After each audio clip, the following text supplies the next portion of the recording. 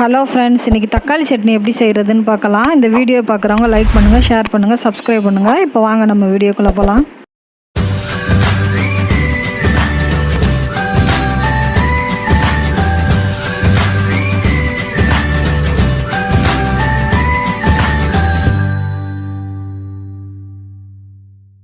பாருங்கள், இன்றைக்கி தக்காளி சட்னிக்கு தேவையான பொருள் பார்க்கலாம்.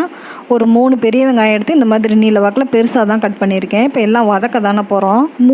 3 பூண்டு எடுத்திருக்கேன், ஒரு 10 வரமிளகாய் எடுத்திருக்கேன், ஒரு கொத்து கொத்தமல்லி, ஒரு கொத்து கருவேப்பிலை எடுத்திருக்கேன்.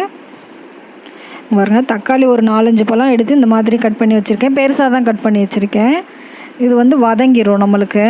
இப்போ சட்னி தாளிச்சிடலாம். இப்போ அடுப்பு ஆன் பண்ணி ஒரு பாத்திரம் வச்சாச்சு. பாத்திரம் நல்லா ஹீட் ஆயிடுச்சு. இப்போ ஒரு டேபிள் ஸ்பூன் அளவுக்கு எண்ணெய் ஊற்றிட்டேன்.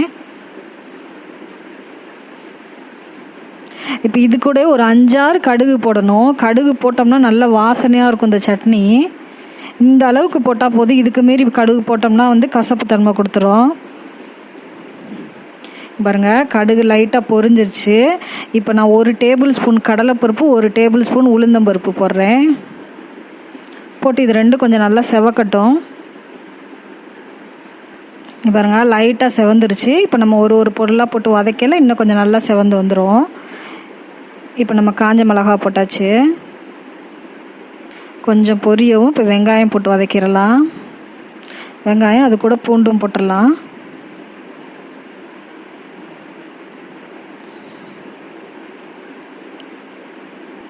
பாருங்கள், வெங்காயம் கொஞ்சம் வதங்கிருச்சு. இப்போ இது கூட கருவேப்பிலையும் கொத்தமல்லியும் போட்டுடலாம். இது ரெண்டும் போட்டு கொஞ்சம் நல்லா வதங்கட்டும். இன்னும் வெங்காயம் வதங்கணும். எவ்வளோக்கு எவ்வளோ வெங்காயம் வதங்குதோ அப்போ தான் சட்னி நல்லா டேஸ்ட்டாக இருக்கும். பாருங்கள், இப்போ வெங்காயம் நல்லா வதங்கிருச்சு. இப்போ அது கூடவே ஒரு துண்டு புளி போடுறேன்.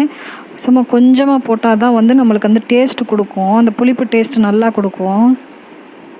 இப்போ வெங்காயம் நல்லா வதங்கிருச்சு. அது கூட தக்காளியும் போட்டு வதக்கிடலாம். இப்போ தக்காளி கூடவே ஒரு 1/2 டீஸ்பூன் அளவுக்கு உப்பு போட்டு வதக்கிடலாம். சீக்கிரம் வதங்கிடும். இப்போ பெருங்காயத்தூள் ஒரு 1/4 டீஸ்பூன் அளவுக்கு போட்டுக்கலாம். பெருங்காயத்தூள் கண்டிப்பாக போடணும், நல்ல வாசனையாக இருக்கும். அவ்வளோதான். இங்கே பாருங்கள், தக்காளி நல்லா வதங்கிருச்சு. அவ்வளோதான். இப்போ அடுப்பை ஆஃப் பண்ணிடலாம். இது நல்லா ஆறட்டும். ஆறவும் அரைச்சிடலாம். பாருங்கள், நல்லா வதங்கிருச்சு வெங்காயம் தக்காளி எல்லாம். இப்போ நம்ம அரைச்சிடலாம். ஒரு மிக்ஸி ஜாரில் எல்லாம் போட்டு இப்போ ரொம்ப நைஸாக அரைக்கக்கூடாது. இது கொஞ்சம் குறப்பாக எடுக்கணும். எடுத்தால் தான் கொஞ்சம் சட்னி நல்லா டேஸ்ட் கிடைக்கும். ரொம்ப நைஸாக அரைச்சிட்டோம்னா வலுவலுன்னு நல்லா இருக்காது. அவ்வளோதான், எல்லாம் போட்டாச்சு. இப்போ அரைச்சிட்டு வந்துடலாம்.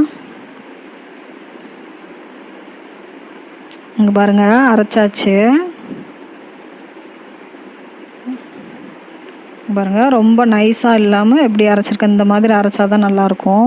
அவ்வளோதான் ஃப்ரெண்ட்ஸ், இன்றைக்கி ஒரு சூப்பரான தக்காளி சட்னி ரெடி ஆயிடுச்சு.